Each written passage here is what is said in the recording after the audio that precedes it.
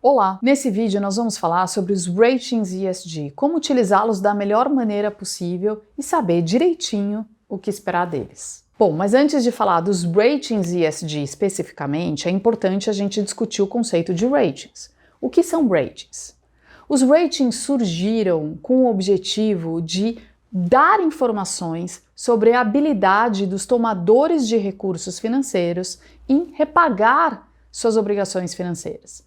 Eles surgiram motivados principalmente pela complexidade, pela crescente complexidade do mercado financeiro. Por exemplo, a possibilidade de você em um país investir em qualquer outro país do mundo. Imagina que você seja um investidor americano, por exemplo, e pode começar a investir no México, no Brasil, em Singapura, mas não necessariamente você conhece com profundidade a situação econômica do país, o respeito a contratos, a situação fiscal, estabilidade política, uma série de coisas, assim como a qualidade da gestão das empresas que estão ali emitindo títulos ou ações, ou mesmo da nação que está emitindo, um título de dívida, que são as emissões soberanas.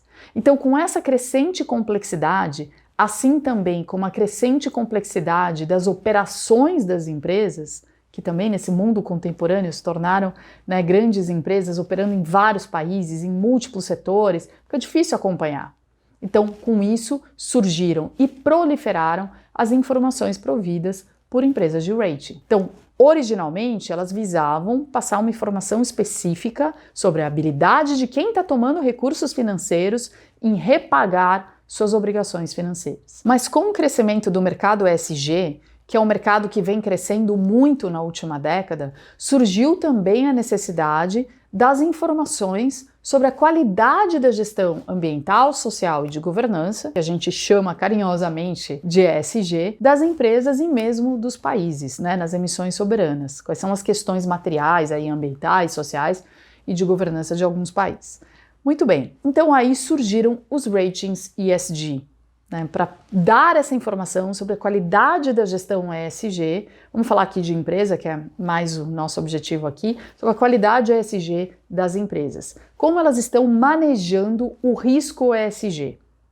Então, isso são os ratings ESG. Agora, vamos aprofundar sobre as questões dos ratings ESG? Mas antes, a gente precisa dar um passo para trás e falar rapidamente sobre dados e informações, para que a gente possa discutir com profundidade os ratings ESG. Então, vamos definir aqui dados e informações? Dados são símbolos que representam a propriedade de objetos ou eventos. Eu já vou explicar melhor. E informações são esses dados trabalhados de maneira analítica, para que a gente possa fazer algum sentido desses dados. Eu vou dar um exemplo que vai ficar mais fácil. Você provavelmente deve ter conversado com um pesquisador do IBGE aí no âmbito do censo, E esse pesquisador deve ter te perguntado, olha, quantas pessoas moram na sua casa? Quantos televisores você tem na sua casa? Quantos refrigeradores você tem na sua casa? Quantos banheiros tem na sua casa? São informações, que ele foi lá coletando. Aí ele perguntou isso para o domicílio 1, para o domicílio 2, para o domicílio 3 e todos os recenseadores aí do IBGE foram perguntando isso para todo mundo que eles entrevistaram, representando domicílios brasileiros. Agora, esses dados assim soltos não nos ajudam muito. O que adianta eu saber quantos televisores existem no Brasil ou quantas geladeiras existem no Brasil? Talvez não ajude muito. A gente precisa agregar esses dados de alguma forma, manipular esses dados de alguma forma para que a gente possa extrair sentido, para que a gente possa fazer análises a partir desses dados. Isso são informações. Então as informações são os dados processados. As informações e os dados não são estruturalmente diferentes, são coisas muito próximas umas das outras. A diferença entre eles é funcional. É porque o dado é uma informação não trabalhada, E aí, quando eu trabalho analiticamente o dado, ele vira uma informação. O que eu quero dizer? Existe um trabalho analítico em cima do dado para que ele vire uma informação. Então, voltando ao exemplo do censo, de repente eu posso começar a analisar quantos domicílios tem na cidade de São Paulo. E aí, na cidade de São Paulo, Quantos refrigeradores? Quantas pessoas moram na cidade de São Paulo? Agora deixa eu agregar todos os municípios do estado de São Paulo. E vou fazer isso para o Acre, vou fazer isso para o Piauí. E aí, de repente, eu vou começar a ter quantas pessoas moram em cada um desses estados. E aí eu começo a saber quantas pessoas moram no Brasil. De repente, eu posso também criar aqui uma regra de que, olha, uma casa a partir de 2 televisores é uma casa de renda média. Estou inventando, isso aqui é hipotético. É uma casa de renda média. Abaixo de 2 televisores é uma casa de renda baixa. E aí eu começo a, por exemplo, aplicar esse filtro e eu posso pensar, bom, posso começar a analisar quantos domicílios de renda média eu tenho no município de São Paulo, quantos de renda média eu tenho no estado de São Paulo, e quando eu começo a comparar com o Rio Grande do Sul, e quando eu começo a comparar com Bom, aí eu começo a usar esses dados de uma maneira mais analítica, que me permite tirar algumas conclusões. Espero que tenha ficado mais claro aí o que são dados, o que são informações. Agora vamos falar dos ratings ESG. Então, os ratings ESG vão buscar dados sobre as empresas, sobre como elas fazem, né, a sua análise ESG, enfim, como são suas emissões de gás de efeito estufa, como elas lidam com seus resíduos, enfim, vão buscar esses dados. E aí vão agregar esses dados em informações, vão manipular esses dados de uma determinada maneira para que se possa fazer sentido desses dados e aí que se possa fazer uma análise ESG em cima desses dados. E aí tem 4 pontos que você precisa ter clareza sobre os ratings ESG. É muito importante que você entenda isso para justamente conhecer e saber o que se pode esperar dos ratings ESG. Em primeiro lugar, em geral, os ratings ESG partem de dados não regulados. Lembra que eu falei que os ratings surgiram para entender qual é a habilidade dos tomadores de recursos em repagarem suas obrigações financeiras. Então, surgiu com esse objetivo de crédito, de se fazer uma análise de crédito. As informações financeiras, em geral, são reguladas, elas partem de maneira, né, de fontes reguladas, obrigatórias, para empresas de capital aberto. Então, são informações que a gente vai buscar nos balanços patrimoniais, nas demonstrações de resultados de exercício, na DOAR, enfim, são informações padronizadas. Os ratings ESG vão buscar essas informações, em geral, em fontes não reguladas e voluntárias. Então, elas variam muito na sua qualidade, na sua consistência, e isso, obviamente, vai impactar a qualidade da análise. Então, é importante ter clareza que a gente está falando aí de fontes voluntárias, muitas vezes, né? Fontes de dados voluntárias. Em segundo lugar, é importante você ter clareza que a seleção dos dados, então que dados eu vou buscar embaixo do E, do S e do G, depende da minha definição do que é ESG. Então, vamos supor que eu, por simplificação, considere ESG igual a clima. E, na verdade, muita gente considera ESG igual a clima, o que não é. É uma simplificação absurda do conceito ESG. Mas pode ser que eu entenda assim. Então, a informação que eu vou buscar, né, o dado que eu vou buscar, é um dado sobre clima. Mas outro provedor de rating pode entender que embaixo do E eu não tenho só clima, embaixo do E eu tenho clima e biodiversidade, e talvez resíduo. Aí vai ter um outro que vai olhar não só para clima, biodiversidade e resíduo, mas vai trazer, por exemplo, saúde e segurança do trabalho, também embaixo do E. Enfim, o que está embaixo do E, do S e do G, e o que forma o conceito de ESG para um provedor de rating ESG pode variar muito. Então é muito importante que você entenda como aquele provedor de rating ESG define ESG e o que está embaixo do E, do S e do G. E é tão importante entender o que está dentro como o que está fora.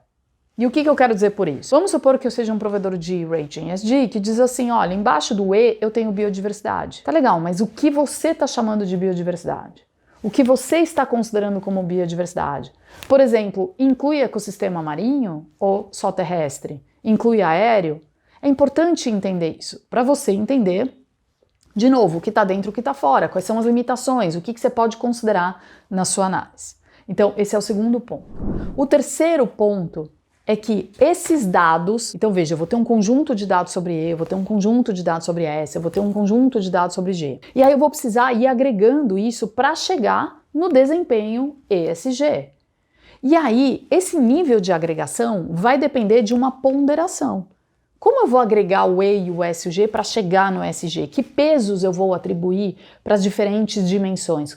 Que peso eu dou para o E, que peso eu dou para o S, que peso eu dou para o G? Dentro do E, que peso eu atribuo para a mudança do clima, para a biodiversidade, para resíduo sólido? Enfim, isso pode variar também enormemente. Então é muito importante entender quais são esses critérios de agregação. Que pesos são dados? Esses pesos variam de empresa para de território. É importante entender, porque isso, de novo, pode variar bastante de provedor para provedor. E aí, no fim, a análise ESG, esse é o quarto ponto, a análise ESG que no fim vai dizer se aquele provedor de rating considera que a gestão ESG de uma empresa é adequada ou não, está razoável ou não, à luz dos riscos que ela enfrenta, né, dos riscos ESG que ela enfrenta, isso tem algum grau de subjetividade. Por quê? Porque não existe um padrão universalmente aceito do que é um bom desempenho ESG e o que é um mau desempenho ESG. Não existe isso.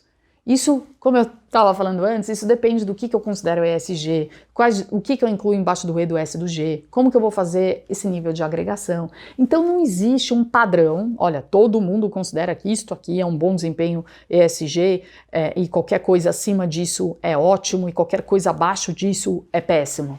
Não existe esse padrão. Então, como aqui a gente está falando de um certo grau de subjetividade, certo, eu estou sendo gentil, no fundo é um grande grau de subjetividade, é importante você entender qual foi o critério utilizado por esse provedor de rating para chegar na nota final, né? Na nota final daquela empresa, se aquela empresa então está com desempenho adequado ou inadequado, enfim. E como é que ela compara com seus pares. Então é importante entender isso. Então vamos lá. Annelise, você está me dizendo então que rating ESG talvez seja uma furada ou que não sirva para nada? Não, muito pelo contrário. O rating ESG é muito valioso para os analistas de empresa, né, analistas de sustentabilidade, relações com investidores, ou analistas de research, de gestores de recursos, enfim, ou para investidores. É muito útil. Por que é útil? Porque ele reduz o custo de obtenção da informação. Ele facilita o trabalho do analista à medida em que o provedor de rating já faz esse trabalho, obviamente mediante o pagamento de uma taxa, mas ele já faz esse trabalho. Outra coisa, ele vai construindo uma base de dados ao longo do tempo. Então, se eu for estudar uma empresa hoje, eu vou começar do zero. E aí eu vou estudar a concorrente dela, lá vou eu do zero. Esses provedores, eles já têm bases de dados acumuladas, históricas, não só sobre a empresa, mas sobre o setor, sobre os pares. Então, isso enriquece muito a análise ESG. Então, entenda, tem muito valor um rating ESG.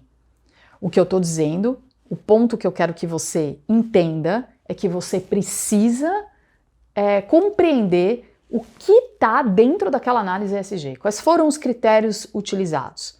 O que eu quero dizer basicamente é o seguinte, não dá para você terceirizar completamente a análise ESG para um provedor de rating. Você tem que ter uma análise crítica, você tem que receber aquela informação e entender quais são as definições, quais são os critérios de ponderação, enfim. É importante você se debruçar sobre aquilo e não simplesmente receber aquilo e falar, legal, olha, aqui teve A, aqui teve B, aqui teve C, e assumir aquilo sem nenhum tipo de análise crítica. E, por fim, é muito importante que essa sua análise crítica compare a informação do rating que você recebeu com os critérios que você mesmo considera relevantes. Então, ao olhar para aquele setor, né, então, ao olhar para aquela empresa que atua em determinados setores e em determinados territórios ou regiões, o que eu, como analista ESG, considero relevante. E como a informação que vem do rating conversa com essas minhas definições. E aí pode ser que eu precise fazer alguns ajustes na informação que veio do rating, né? Talvez algumas exclusões, talvez algumas adições, enfim, usar aquela informação com a minha sabedoria, né, com o meu conhecimento, com a minha análise, temperando aquela informação para que ela me seja mais adequada. Então, é só isso, tem valor, né, é uma informação relevante, reduz custo de transação, mas a gente precisa usar com sabedoria. No meu site tem um texto que acompanha esse vídeo, caso você queira se aprofundar, e eu espero que esse vídeo tenha sido útil para você.